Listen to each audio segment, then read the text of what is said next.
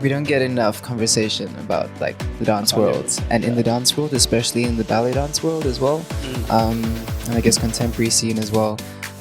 Things about perspectives, about people, about worlds, about so many things. I think I'm a very curious being. I was very shy as a kid. I think it maybe had to do with because I moved around quite a bit. There was just so much to do, and I was like, why am I not doing it all? So when I was younger, I was just had like a lot of energy. Like my mom could not contain me when I was a little kid, like as well. Like Josh is very curious.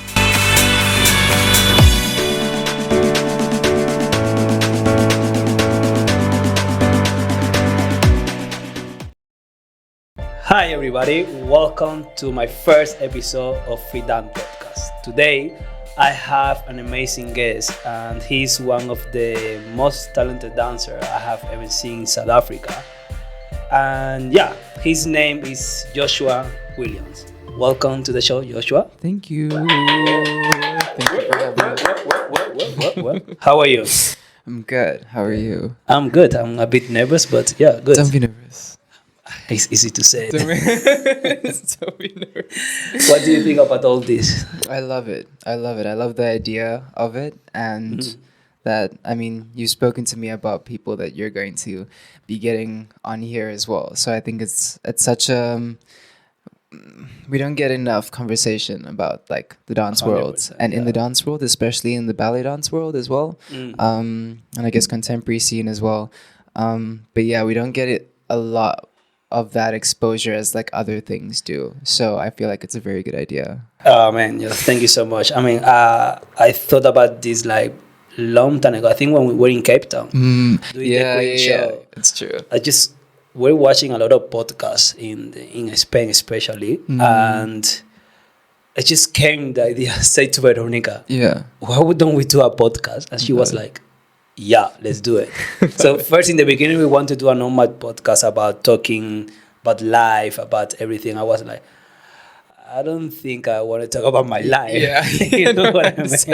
I get what you mean. So yeah, and then I went to speak with my dad, and then we came with the idea of doing a podcast about dance, especially because in South Africa we have a lot of talented dancer. 100%. You know, 100%. But there is no a platform that you will be the kid or the parents or the dancer and talk about, and you know, like someone to look up to, and there is no one to show you the beginning, you know, how do we get ready for a show? How do we get ready for the company? 100%. How was our beginning of doing class? And I think it's important for the new generation to see how the professional dancer get ready. 100%. You know, because sometimes, it gets difficult in a way that we don't see much in other dancer what we're doing, because especially when I was in Cuba, I learned from my oldest one because we were together there. You know, when the company have show, the whole school was 100, just gonna like, go to the theater to be like, yo, I want to be like this guy. 100%. But yeah, that's my idea of this podcast, to educate, analyze, and debate with everybody. You know, like everybody have different opinions, and especially in dance, you know. Definitely. We have like a lot of methodology, and we do Cuba methodology at the company. But there is RID, there is Cecchetti, there is Baganova, and everybody have different way of doing the ballet. And I think it's good to have people come and talk about that experience. How, you know. So I'm really happy. It's been difficult journey to get ready, but I'm going to enjoy it. So I hope you guys enjoy, and hope to see you more often here. No, definitely. So Josh, I have I have a lot of questions, and I think it's fair for the people to know who is Joshua, like how he started dancing, how everything came. So the camera is yours.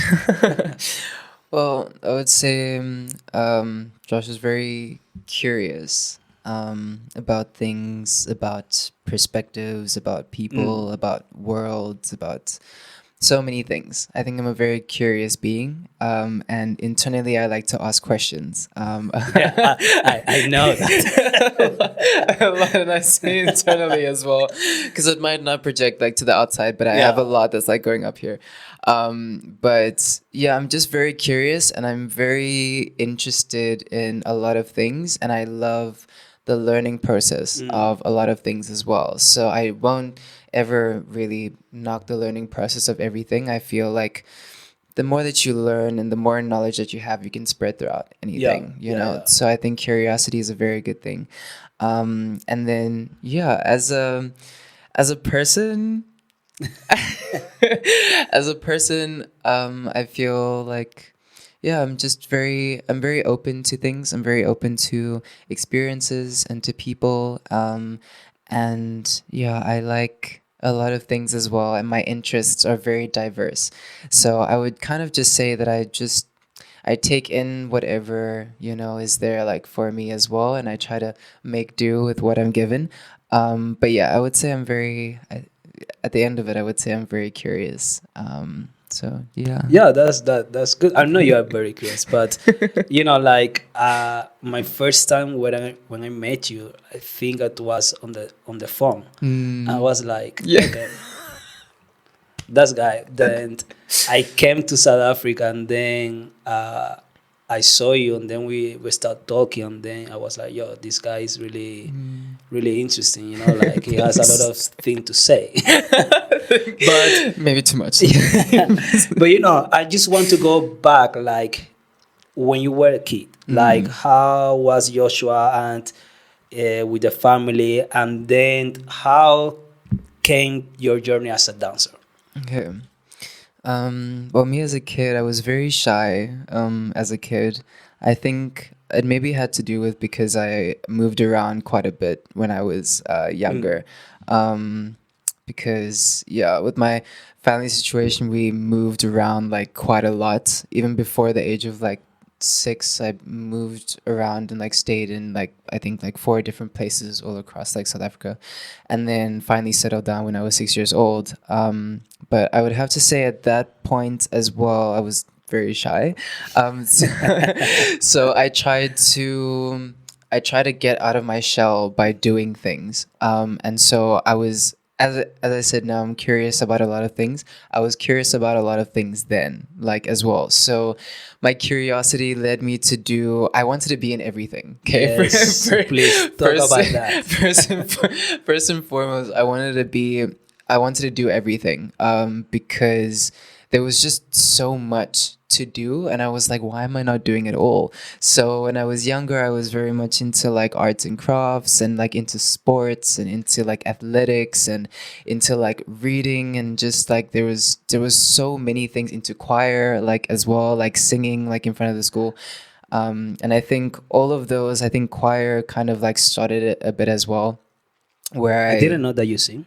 just a bit, What? just a tad bit. Can you sing something? I didn't know, right? My voice is not warmed up right, right now. No, I didn't. I But mean, I remember when we went out to with your mom to have some dinner. yeah, Then she told me that you did a lot of sport. Like I was like, yeah, no, that's not your show. Are yeah, you sure that's your song? That. So tell me about that. Like how come?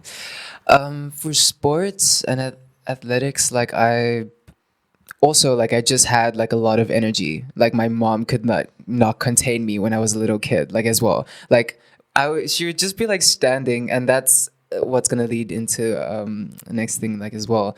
But she would just be standing somewhere, and I had too much energy. Like I couldn't stand in one place. I had to be running around or like doing something because I just had so much energy. So to put the energy into something constructive, I Yeah. was like, okay, maybe let me channel this like into sports. So like I did Tennis was one of the things that I did. I started playing like football, like soccer, whatever term, no, whatever. I'm gonna say both because I don't want to. Well, yeah, I think it's both. Yeah, I'm just gonna say both. Because my brothers did that like as well, and we always just used to play that, and then like tried out for like rugby and things like that as well. So it was all like a lot, but it was all to contain my energy. I just had like Really? yeah, I had like too much of it. And so that's why that curiosity tick just like went into everything, because I was like I wanted to learn so much about everything. Oh wow. And then for dancing, well, I started my earliest memory of like dancing as well. So my father, you're gonna be exposed to a lot of new information in this podcast. That's is called Free Dance Podcast. Yeah. So my father was actually a musician Oh, that's in nice. church. And so I used to go to church like every Sunday with my mom and my dad and my aunts and some of my uncles and cousins. And my dad would be a drummer, pianist, like he would play like the xylophone, bongos, like everything. And then I would be dancing. And then so the thing is, my dad was a musician in the church and my aunt was a singer. So she was part of the choir. Oh, wow. So my earliest memories of kind of like seeing them and like dancing was my aunt singing in choir. And I was there just like this little boy hanging like behind the seats, busy clapping my hands, like looking and like cheering them on, because there was just such a like wave of good energy Yeah. that was there. So I really enjoyed that. And that's like my earliest memory of kind of like really like figuring out like like movement and dancing. And That's I would nice. go outside of the chairs and like just like dance there like on the platform, and there were these ladies with like flags, and my mom actually used to be like a spiritual dancer in church as Oh, well. that's nice. Her and her sisters. So that's kind of where I got like my dancing sort of like inspiration from, I would say. Even though I wasn't there and my mom was dancing in church, like I still like she used to put on like Josh Groban, which is like this really amazing singer, and we used to dance together. She would put on that song and we would dance together like in the living room Oh, together. that's nice, man. So from the very beginning she was very supportive. Yeah. And then I just like dance like with my family. My family loves music. They love like I don't know, just having a good time. And so they always encouraged like a good atmosphere and a positive atmosphere. And dance really brought that for all of us, and it connected all of us together. And so through that, I kind of just liked moving and I liked dancing. And my brother was actually someone who really inspired me in the beginning, because he is a break dancer.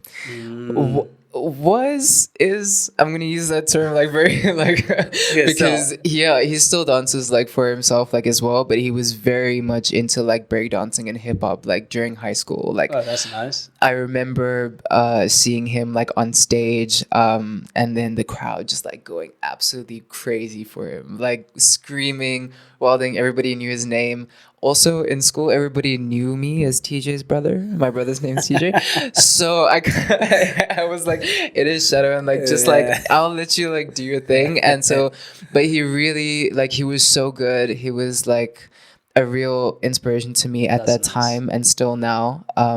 So that was also one of my like earlier inspirations. And then also just seeing like people on TV, So You Think You Can Dance was really a big thing for me, because it was where I saw so many different styles of dance on people that maybe did a certain type of dance form as well. Yeah. You know, so they expanded my horizon sort of like what a dancer could be. Like you don't just have to be this dancer. But can you be know the- that's good, because in Cuba, sorry that I cut you there. No worries. In Cuba, we didn't have that type of TV show. You know, in my generation. So Yeah.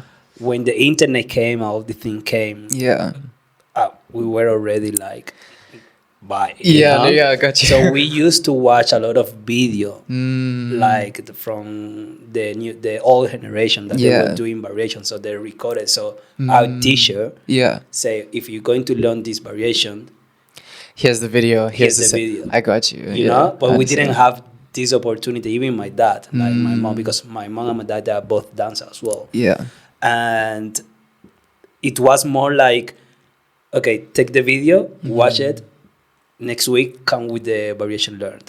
So it wasn't like that. Yeah. So we didn't have what you guys have now, that you could watch many TV shows that about dance, Yeah, and then you yeah. can have your, you can see your own style.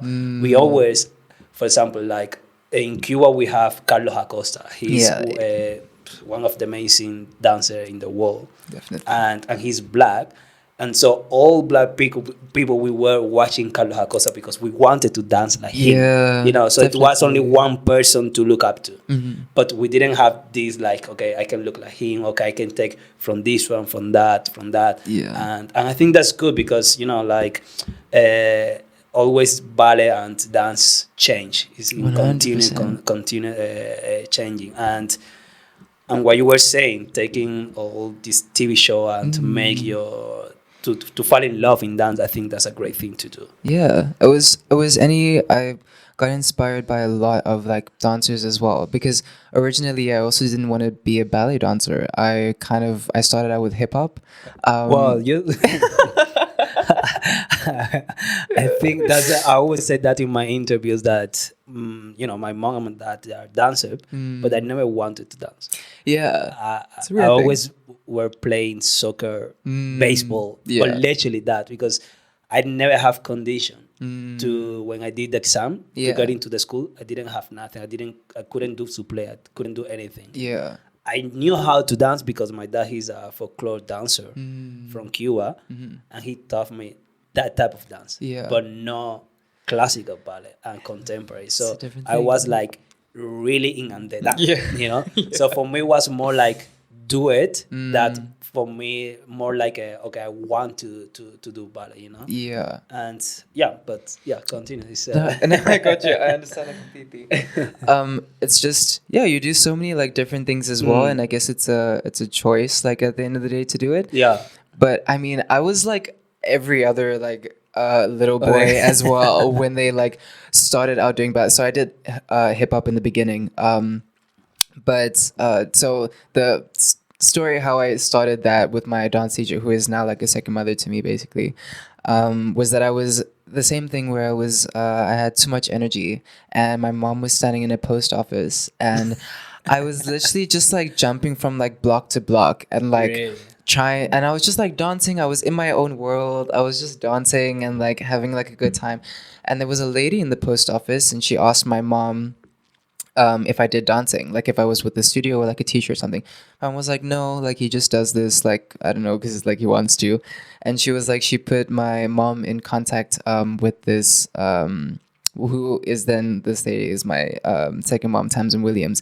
The lady who gave my mom her number was Julia Dixon, who was a drama teacher at this private school in Cape Town called Alcana House. And so she gave my mom the number for Tamsin, and then I went there and I immediately fell in love. I was like, Nice. they were like doing like the rhythms. I was just excited to move. I was excited to move with like other people and like hear like music and like put that to like choreography. I was like, this is the sickest thing ever. Like I love this so much. That's And nice, so that's nice. from the very first moment when I was like in the studio, there was just such a good atmosphere and a good and positive atmosphere, which I really connected to. And so through that, I continued to do hip hop with the same studio. And then eventually our studio moved into modern dance. And then it started becoming more, in the beginning, it was very much the enjoyment aspect of it, enjoyment part. And then when we started moving into modern dance, like we started getting more lyrical music and more emotional music. And I was like, oh, I can actually tie emotions into what I'm doing. That's crazy. That's Like that's I figured then it was kind of going to be a medium for me to express myself. So during that, it was just like, it was such a, I don't know, it was just a moment for me to like take a step back and be like, I can express myself. As I said, like I was a shy kid, like as well. So I wasn't very good with words. And I needed an outlet to kind of express everything that was going on inside me. And once I realized I could tie dancing and have that be a channel Sure, that's for nice. me, I was like, okay, I want to do this. So then I enjoyed doing like modern dance. When I started hip hop, it was basically around the time when I was like 8 or 9. And then when I started doing modern dance, it was basically when I was like 10. And then around about when I was like 11, going on to 12, I think I started doing, my modern teacher was like, I want you to do ballet. Oh, so you started ballet at 12. Yeah. Yeah. Yeah. Which is quite late. That's for really it's not quite impossible, late. but Yeah, no, it's, no, yeah, 100. it's quite But late. Yeah. it's quite late, but I think because I also like I did like stretching during like modern dance also at a point because my mom wanted to be a gymnast. I wanted to be a gymnast. So I like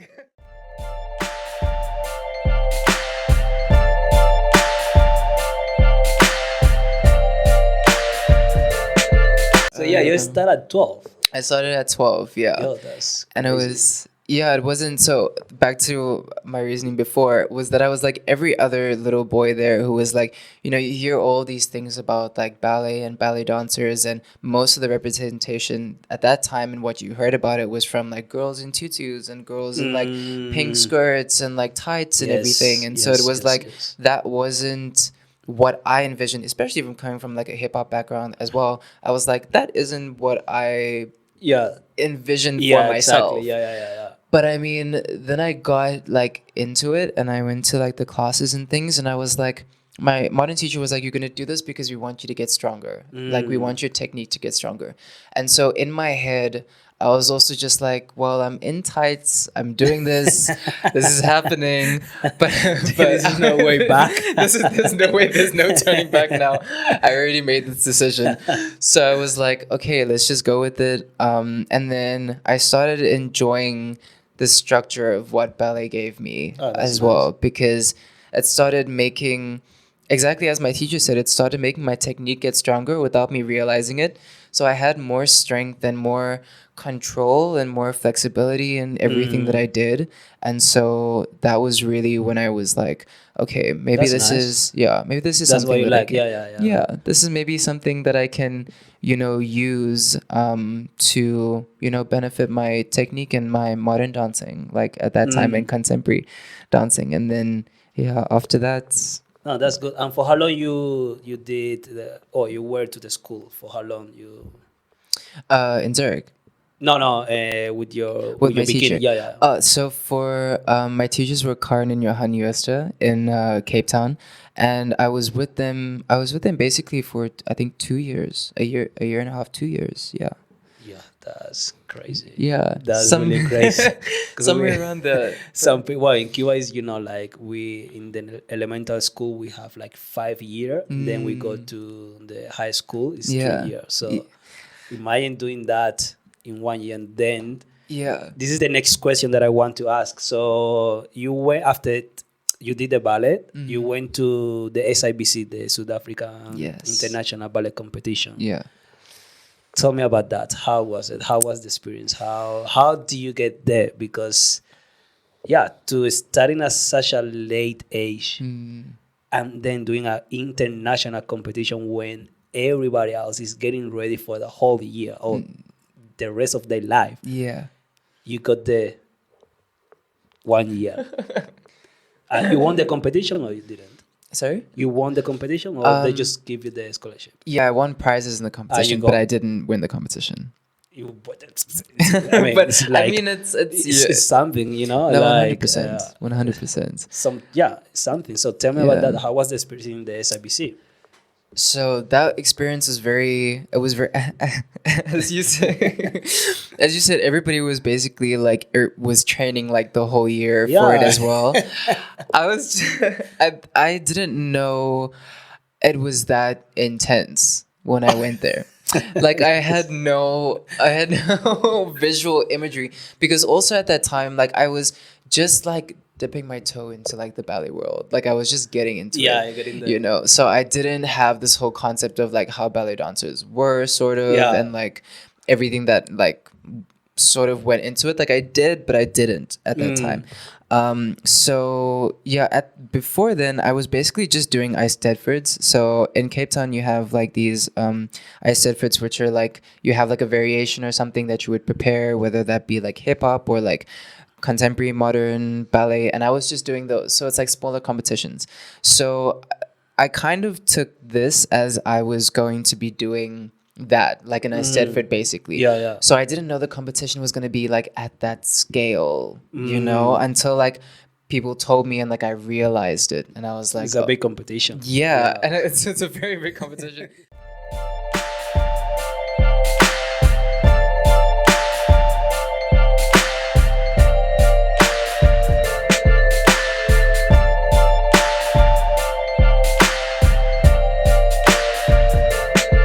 So we have a technical problem. Yeah, just some minor technical Yeah. issues.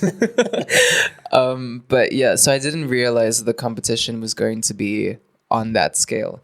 But my teachers basically gave me these variations, and we worked on them like a lot. It was the most challenging, you know, like body of work that I've ever had to learn up until then, because of the technique, because of the stamina, because of the training. I was like the variations that I did were not up to the skill level that I had at that point. And so it was a real push. Like every day I was in the studio and it was like getting better, because I was just like, I still have so much to learn and so much to, you know, grasp of this technique, that in the beginning it just wasn't there. Also because like I was, at the same time while I was doing this, I was working my foundation as well. So there was like a lot of things that was really difficult. It was really challenging.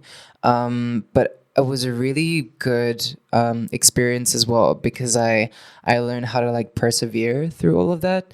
And if there was a moment where I was like, I can't do this anymore, like I'm just gonna give up, like that wasn't. I felt that. I feel you. There. Yeah, it was just like that wasn't an option for me, because it was like, no, this is a big competition. Like this, like Dirk Bodenhost, who is the director of the SARBC, gave me the opportunity and accepted me into the competition, and I was just like, I need to work as hard as I can, because I don't want to let anybody down. You know, I don't want to let my teachers down. I don't want to let Dirk down, and like the audience is gonna see me. Yeah. So I worked really, really hard on that competition.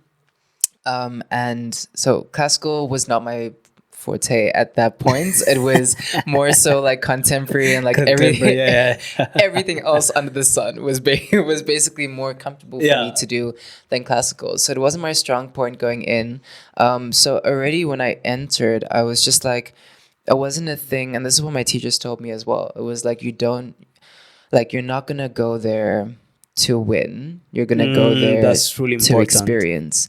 And That's good for your teacher to say that. Yeah, and that was also the thing for every other smaller competition that I did before that. It was like, you're not going there to win. You're going there to enjoy yourself. You're taking this as an experience. Really important.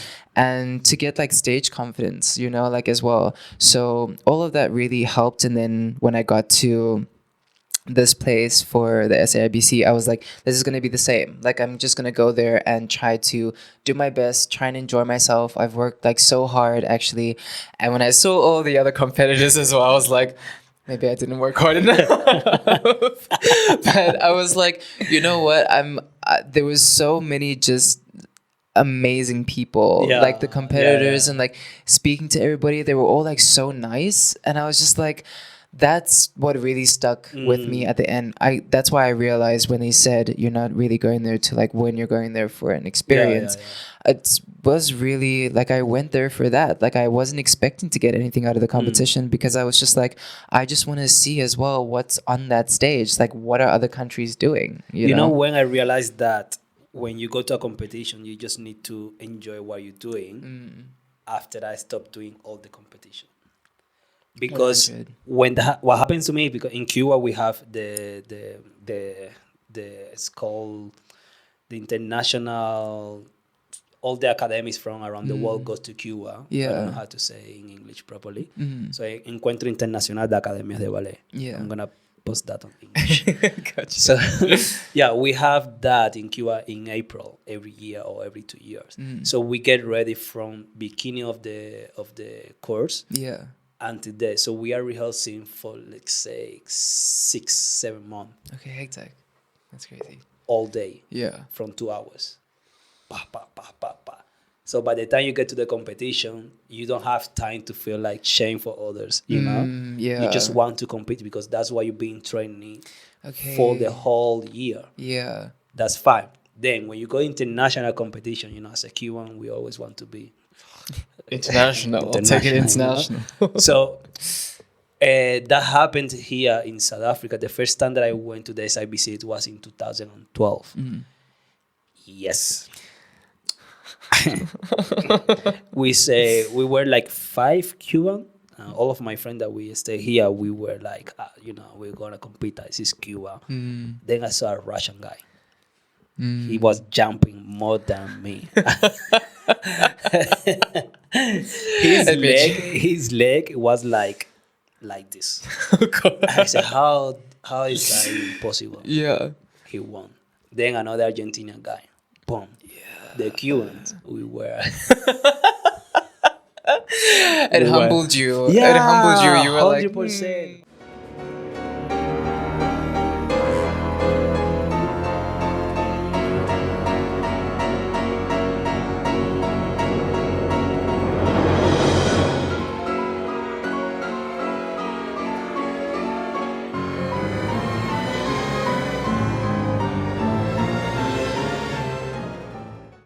So yeah, what prize do you get in the competition?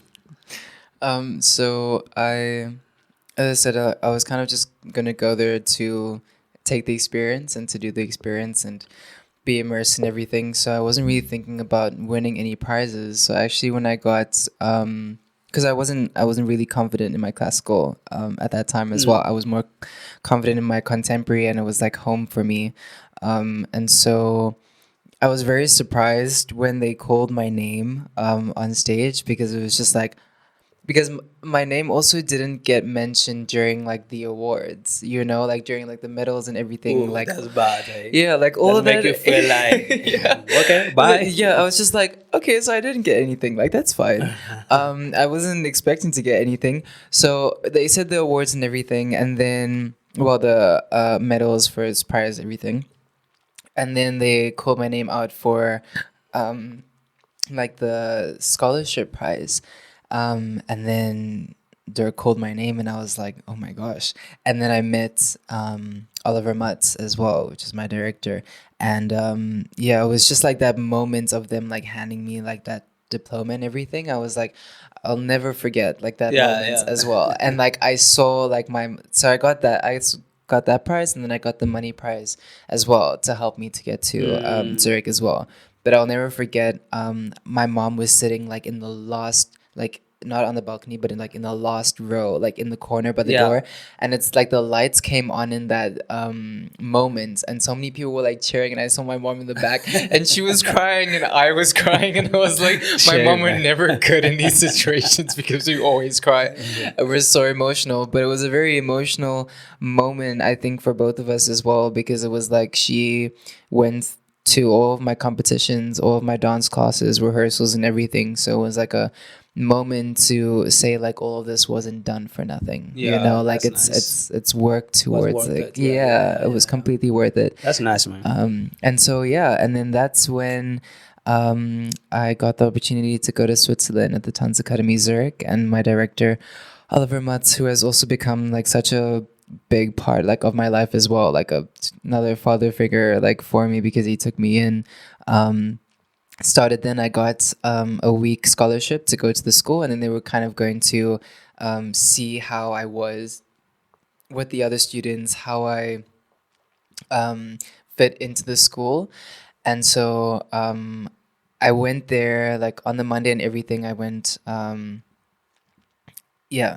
went there, and I basically got into like the boarding house with like the other students, and there were so many like younger kids like as well, like around me, and they were like boys doing dancing, boys doing ballet specifically, and that's when my mind just went like, I mean, I already like at the competition, Yeah. I was like, I already saw guys like dancing, but now in the academy I saw like guys doing it professionally, and that for me was a really eye-opening thing as well. That's nice. Because I've never seen that before. In my dance studio, I was the only boy in my dance studio, and then in my ballet class as well, I was also, I don't think I was the only guy there, but I was a part of like maybe I think like four like at the time. And how was the training there? Like how difficult it was?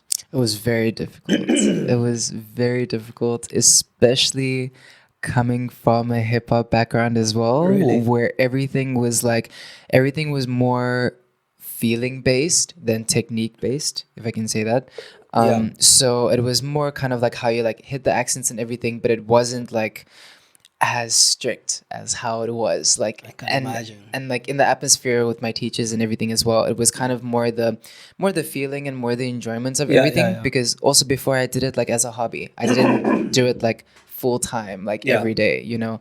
So that was also a really big change for me, from doing ballet like 3 times a week to then doing it like 6 days a week. Sure. So it was like quite a jump, and my body had to adjust to that. But I already felt like when I went there for the week that I got the scholarship, I was standing. Let me explain this story. I was standing in front of this amazing, one of my friends, amazing Japanese dancer, Sumina Sasaki, who's now in the Royal Ballet. Oh, that's nice. But it was like in my first class, and I was standing behind her, and it was just like I saw like this gorgeous dancer, and like her developes were like here, here, and here, and then I was like quivering on like 90 degrees, like trying to Really? You yeah, were like that? yeah. What do I you was wear? no, I Like wasn't like people, if you haven't seen Josh dancing, I don't know what he's saying. I was no. I was not like I trained like flexibility and everything. But my strength was not there for holding developes at like in front of my head like at all. So I saw her do it, and I'll also never like forget like when I was looking at myself in the mirror as well, and her leg was like up there, and mine was just like quivering on 90 degrees, and I was like, I need to like get it up. Um, so I like yeah, I basically, but that gave me inspiration and like motivation to like get better. So I already felt like in the week that I was there, I already got so much better than when I originally got there. Really? Yeah. So it just, and then after that experience, then eventually, like on the Wednesday, he called me into his office, and he was like, "We would like to give you a position here for 4 years." And that to me was just like, that was crazy, because I was also just like, I wasn't on the level of everybody Yeah, else, yeah, you yeah, yeah. know? But I was like, already in that week, I worked so hard, and I was like, I am prepared to do whatever I have to do, and, you know, work towards like this goal of mine, this dream of mine of becoming like a professional dancer.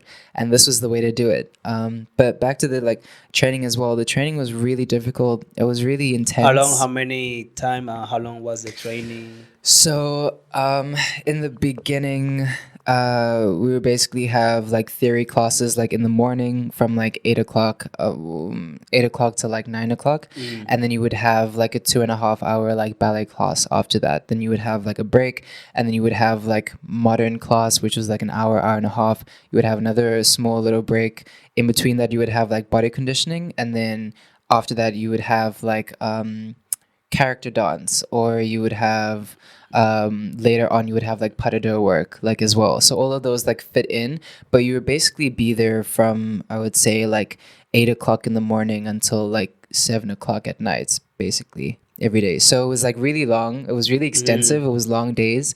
But it was all, it wasn't like too much Yeah, as yeah. well, if I could say that. And then when we got closer to, we had this end of the year performance as well. So then we started doing like rehearsals in between like all of that as well. So it was very, we got a lot out of it. You worked like in many different types of styles, which I really Yeah, liked as yeah. I well. want to ask you that the style, because the school I think have like a different type of style and Yeah, technique and yeah, methodology, yeah. and I like it because I don't know, it make you feel like you are a ballet dancer, but at the same time you can do contemporary dance and then you can do many things. So talk Yeah. about a little bit about the methodology and how is the training there. So our school followed like the Vaganova Ah, methodology. okay, But then my teacher also like included different other types of styles basically in like our last 2 years, I would say, of okay. like being there, because he very much wanted us to be like strong. Like he wanted the boys to be like really strong. But with doing like the Vaganova technique as well, like you work on arms and you work on port de bras, and it's a lot of like expression. position. Yeah. So you have to tie that in while everybody else is like doing the same thing simultaneously, and like you all have to be in a certain position. You eventually start realizing what all of those movements and everything like come towards, what they help you do.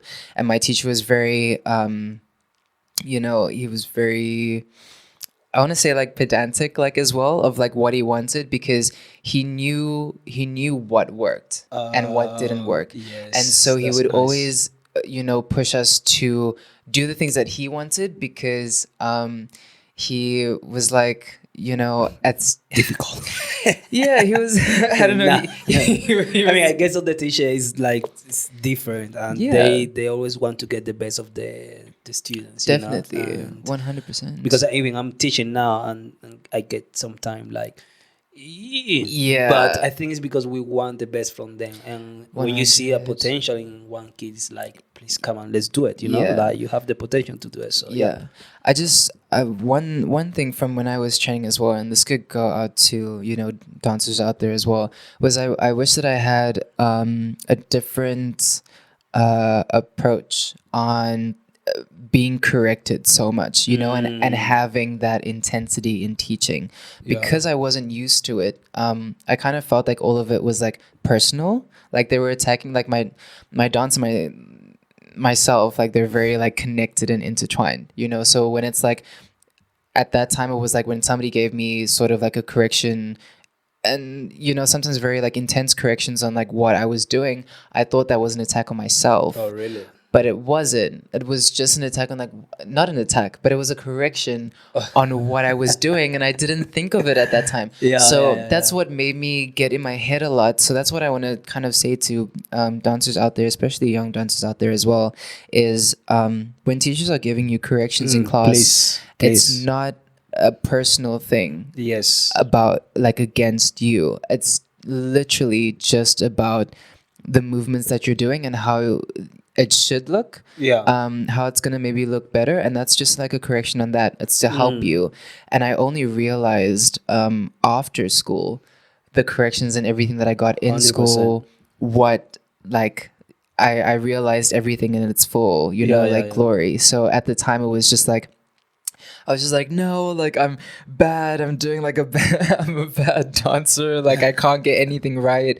Like my technique's not right, and like everything. And like I really came down on myself. And as dancers, we're like really perfectionist as well. So like if you don't get something, you're like very, like you don't know what to do with yourself. And that's the thing, because as a dancer, I think we are very, very perfectionist, Yeah. and I think we we don't understand until we grow up, and then we go on stage. Yeah.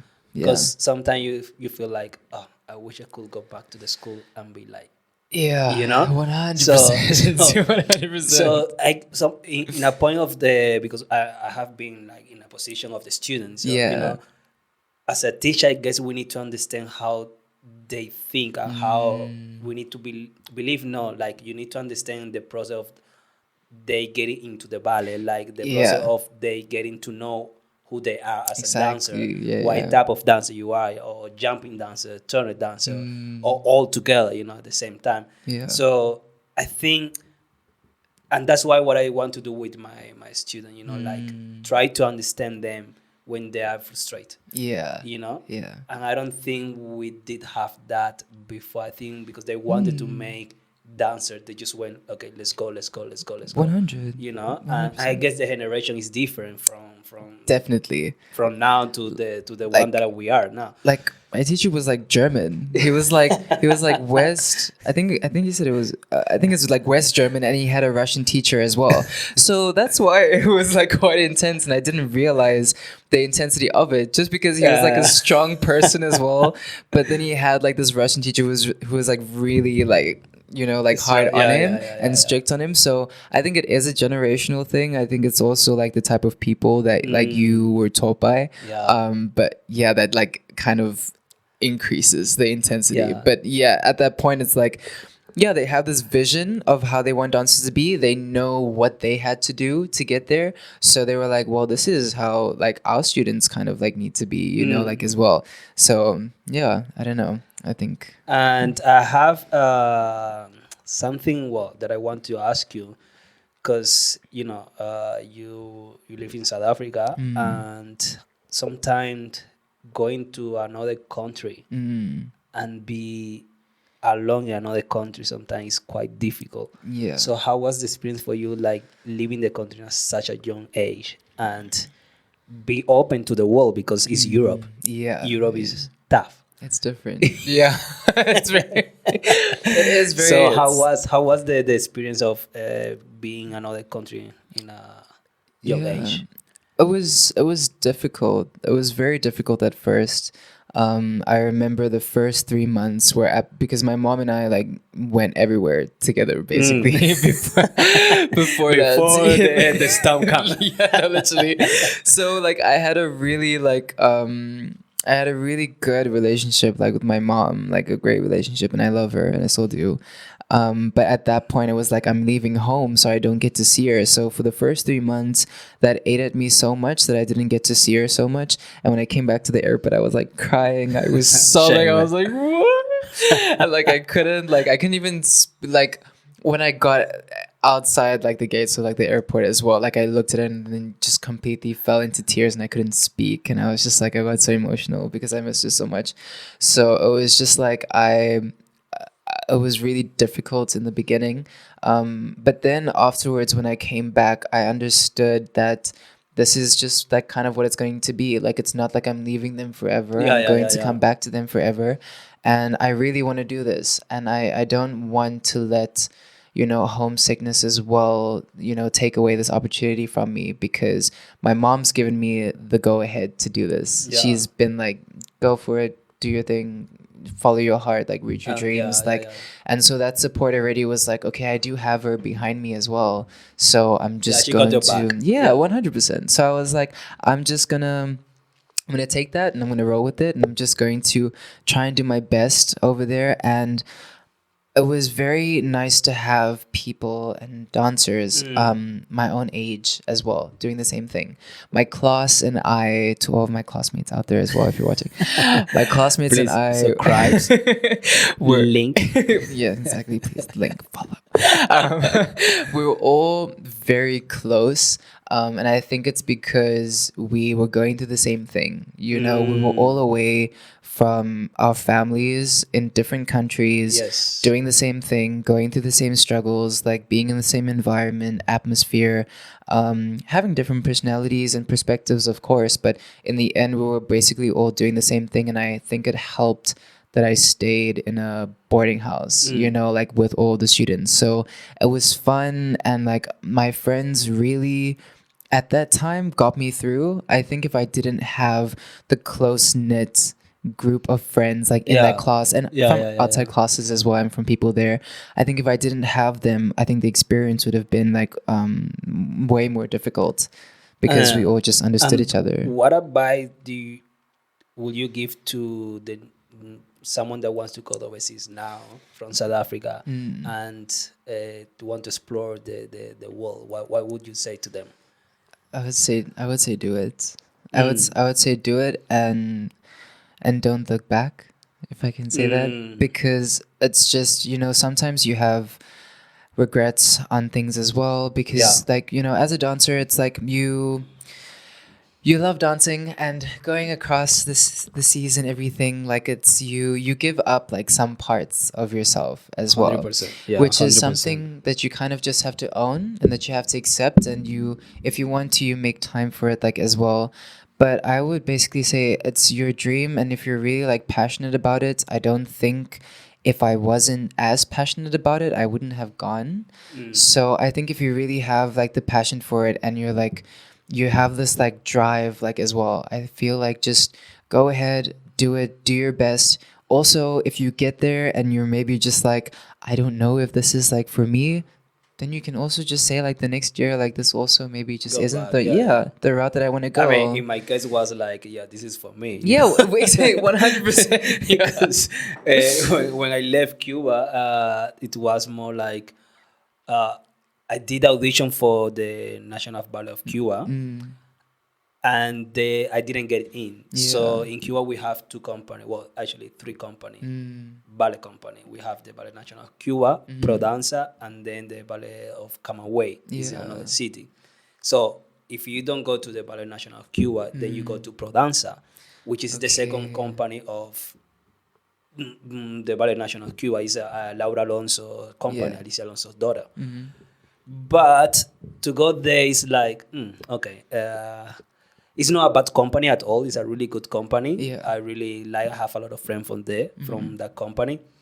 But between Prodanza and South Africa, I say I'm not gonna even think about it, you know. And what it helped me is like my mom at that time she was in Venezuela, Okay.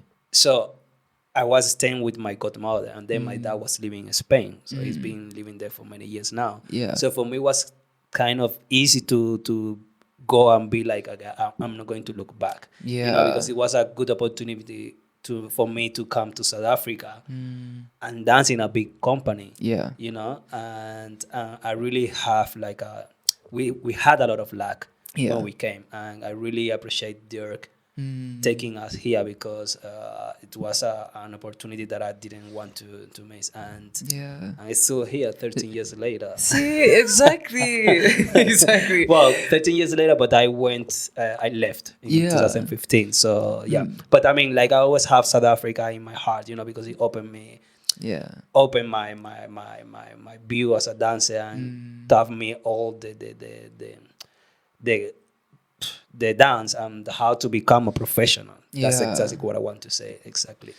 They taught me how to become a professional. Yeah. And I think in such a young age, we came here like I was 18, doing prison part role Yeah. at that age is huge. No, you know? exactly. It's difficult.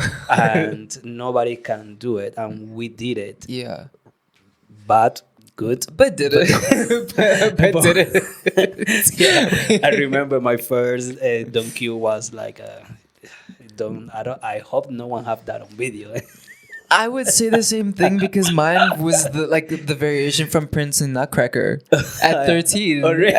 It's just- I mean, when you dancing alone, you are dancing alone. You don't care about nothing else because it's you on stage. Yeah. But you have to take care about your partner, True. about the choreography, Yeah. about the music, about Yeah. And I was like, I want to go to the third act already. Because it was Don Q. It's true. And Don Q You know, is I only have in my mind Don Q variation. no, exactly 100. But the rest, gone. no.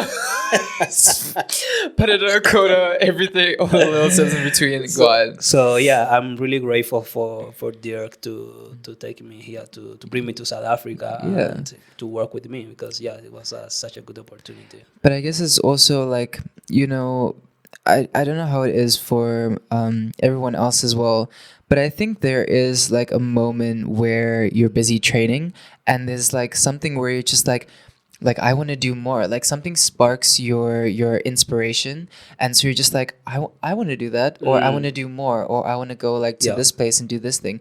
So I feel like even if you have that spark of like inspiration like in 100%. you, I feel like follow that because you know, as I said, like as well, like you can always just be like, you get there and you're like, oh, maybe this isn't for me, but you tried it out at least. Yeah. There's nothing wrong with trying things out, and there's nothing wrong with like following like your heart and your passion, 100%. because we are artists at the end of the day, and artists' passions, as everybody else's passions, are not linear. They go like this. You think the car is going this way, but no, it's going this way. Going the other It's way. going this way, and it's just like you get to realize like there's so much to enjoy like about everything, and you know like life you only get one of these lifetimes like as well.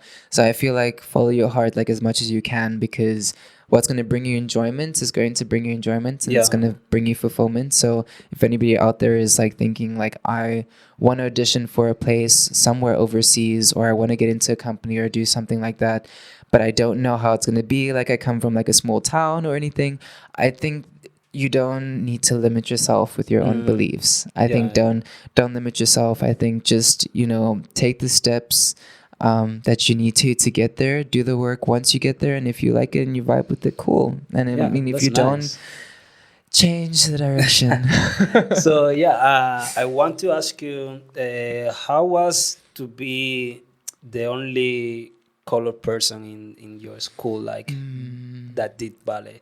Because I think it's important to let people know that ballet is for everybody, Yeah. you know, and 100%. you don't need to be shy or ashamed of whatever, because Yeah. like, yeah, It's true. how that make you feel in the beginning when you saw, normally ballets like, like, Mm. I'm just gonna say it's more like a white Yeah. thing, but being in South Africa and having ballet here is a huge thing, because even when I didn't know about South Africa have ballet, I was like, South Africa have ballet, Yeah. and that's so interesting. And having talented dancer here, black dancer, Yeah. colored dancer, white dancer, everybody.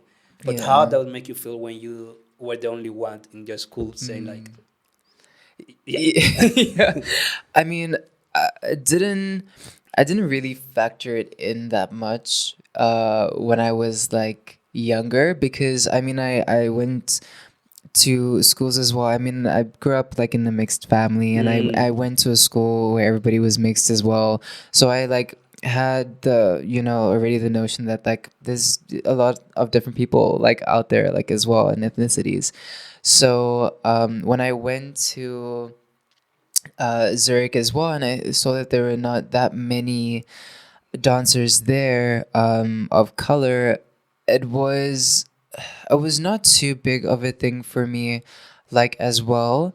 But I did kind of notice it as well. It did make me question like why are there not more, like people of color in ballet, But then like I also realized, coming from South Africa like as well, and the culture that we have around it here yeah, about, boys doing ballet, people of color maybe like doing ballet as well, like statuses and like things like that yeah, also yes, still yes, play yes, a yes, part yes. like today. So it's like everybody doesn't have the, opportunity to go and do ballet classes, because, it's like money, like at the end of the day, it's Yes, finances, yes, getting there, getting back, paying for clothes and everything. So not everybody has the privilege to, go and do ballet, exactly. Ballet is like expensive, so it is. we have to be realistic. It's so It's expensive, expensive. and I'm Yeah. really grateful because in Cuba it's free. Yeah. See, now that And luxury. that's like, I'm really grateful for that, because Yeah. normally I really support the parents that they go Mm, through the whole process. That's why I want to have in the podcast some parents to talk about yeah. the experience of taking the kid to ballet and be like, Definitely. okay, let's Definitely. do it, because one point shoot is quite expensive, and Yeah. not everybody have the opportunity to Mm, have free school yeah. or scholarship or something, 100%. and yeah, it's quite difficult. And that question led me to, how do you think we can increase diversity in dance? How, especially in South Africa, how we can Mm, increase diversity? I think it's bringing awareness to it. Mm. I think it's letting people see that this is a possibility, Yes, yes, because yes. when you like, like people also in their day to day, like you don't really, it's not really a thing for you to like go out and like watch a performance if you're just maybe like a regular person like doing like, I don't know, everybody has like their different interests as well, but here seeing ballet dancers is not really a thing that's like promoted as much as Yeah, it is in Europe and overseas. So I would definitely say it would kind of come down to bringing people like to those shows and everything as well. Like if you go to like different communities and you put on like dance performances like there, or like at schools, or like at, just getting different groups of people to realize that this is something that can be taken seriously, something 100%. that can Yeah. be taken professionally, and something that, yeah, has a voice like as well, and is an art form, and is a beautiful art form like as that as well. We speak so much about, like musicians, and like, like artists, and like sculptors, and racers, and soccer football players, and whatever it may be, but like the Yeah. conversation isn't really turned towards like Yeah. dancers as well, where it's like when you're watching like the music videos of like your favorite artists like as well, like who are in the music videos, Yeah, there are yeah, yeah, dancers yeah, in the yeah. music videos. So 100%. so although you see it, you don't really grasp it. So I feel like, yeah, just bringing that awareness to people that this is actually something that can be taken seriously and professionally. I feel like that's kind of like the first step into, yeah, boarding and this podcast as well. Yeah, thank you, thank you, thank you. Another question, Josh. Okay. Mzamsibale. Don't do that. Don't do that. Because yeah, I think your last shot was a few days ago, Yeah. and how that make you feel? That was Just talk how and what is mean Mzamsibale and Dirk Badenhorst. well, Dirk Bodenhorst, literally, I don't think I would be sitting here today and doing the things that I'm doing if it wasn't for him. Shout out to you. Shout out to Dirk.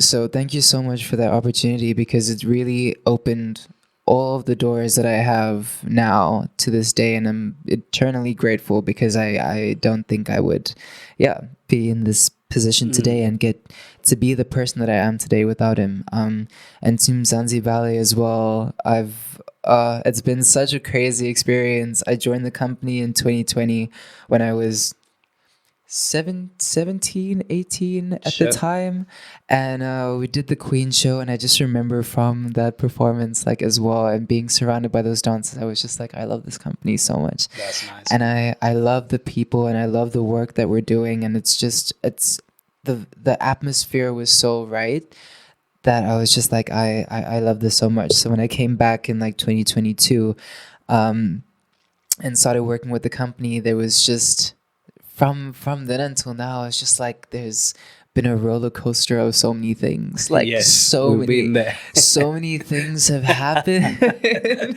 So many things have happened, so many life experiences, so many new people, so many new stages, so many new, just a lot of like new things like coming my way. But those things really helped me grow into the person that I am today and the dancer that I am today. I got given so many opportunities to do so many amazing roles in the company as well. And so I don't think that, I would be the dancer that I am today if it wasn't for that competition. That's nice, man. I mean, even doing Cinderella as Yes. well, and being like one of the first male Cinderellas in South Africa, That's and crazy, maybe yeah. like in the world as well.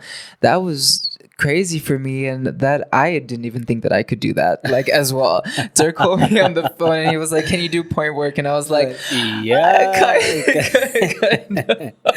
which I don't know what else you don't do, Josh. No, Like, as I said, I was very curious, so let me try it.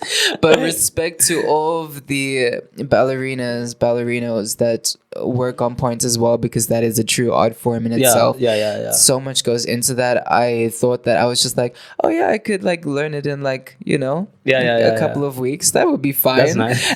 And then, I mean, I got there and I did the performance and everything, but it was really a humbling experience as well, because it showed me how difficult it would be. So you did Cinderella, Queen, Swan Lake. Swan What else? Lake. The Gold Rhino Mapungubwe. Yes, the Gold So Rhino. how was it? Tell me about the Gold Rhino. The Gold Rhino was amazing. In the beginning as well, it was Angela Reevy, Veronica Lowe, and I, which is a co-host of the podcast. Yeah, she's not coming today, guys. So she have something to do, but she will be with us. So But it was kind of just the three of us in the beginning in the studio, just like working on everything. And so it was kind of just, doing all of the other productions that we did, like, as well. With the Golden Rhino, we kind of got to venture into a more contemporary side and like Afro ballet side as well, I would say. So that was the first time that I was kind of being exposed to like all of these like other styles and like nuances in like dance. Like doing them. So it was really interesting, like in the beginning, because we got to do like movements, and I mean, Ange had me do like acrobatic movements as well. I mean, there's like so many It's your character is the cocodrilo. Yeah, I don't know how to say. Crocodile. Yeah, basically. Yeah, that's a really good character. Like, I don't think that no one can do that character. It's like, I'm telling you, now it has your names. I don't know. I feel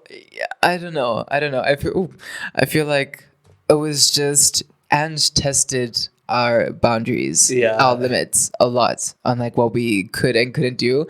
And I think it's to my disadvantage as well that like I want to do things and I want to try things and I have to get them right. So when I got them right, she was like, "Oh, okay, you're doing that in the in the dance now." So it made the ending work beautiful. It made it challenging, but it made it so beautiful.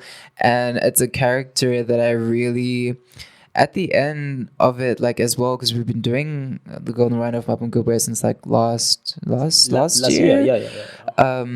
So doing it now for like, kind of like the final time with Mzansi, Mm, um, was I finally felt at home in that character because I really got into it. Like everything that was happening, I was completely in my own world. I wasn't really yeah, worried about like well, I was worried about like technique things and like everything, but at the end of it, it came down to like the storytelling and the emotion that I needed to give and the mindset and mentality. So when I stepped out on the stage and like the first scene, like as well, like my claws and like looking into everything was already that character. Like I was that character from the beginning and I was really fully immersed in it. So it was quite interesting doing it since last year and like up until this year, like getting into the character. But it's such an enjoyable character. It's a very difficult character that's nice. as well, but it involves so much. And a thing in that I want to put in there as well is if ballet dancers or dancers are trained in other styles as well and you have other skill sets, like you can use that as your advantage, like as well. Like I think you also don't need to give up um if you're doing like different styles of dance. I don't think you need to give that up if you're doing ballet. Like I don't think you need to do ballet explicitly. If you want to do other styles, I feel like it's a good thing as well. Like ballet is a very good base. It makes you so strong, and if you want to go down that route as well, and you can flourish in it, then go down that route. But if you have other things on the side as well, when choreographers come up to you as well and they want you to Mm, do different types of movements, yeah, yeah, and yeah. you can do those different types of movement because you've been involved in other Yeah, styles of dance and that's genres of amazing. dance, then it makes it a lot easier and you can kind of just get, you can get, I don't know, a lot more interesting work That's as nice. well when you tap into a lot of different genres, let me say, like as well, and have your mind open. So Good, yeah, good. that's Good, what I'd say. Josh. Thank you Yeah, so much. you're Thank you very so much. welcome. We have a Thank really good conversation, and you. I just want to say good luck for whatever you're going to do now, and I wish you the best. You have a family here, and I hope you to see you soon. Yeah, hope to And see you yeah, soon. enjoy and have fun. Thank you for coming for to the Thank, podcast. Okay. thank you, and thank you for having me like on the podcast. And I hope everything goes well with it, guys. Please subscribe to this podcast Please, please, because this please, please, please. lovely human over here is going to be doing such amazing things for the community. And so I think it's definitely, you should definitely tune in. You should definitely listen Cool. because you don't want to miss what's going to be going on. Good. Thank Thank you. you. You're very welcome. So, guys, thank you so much for watching the podcast, and remember to subscribe and link and like the show. And we are in Spotify, Facebook, and YouTube. So, right here will be all the tagging thing. So, yeah, I'm new on this. So, yeah, hope you guys enjoyed the show. See you soon. Bye. Ciao.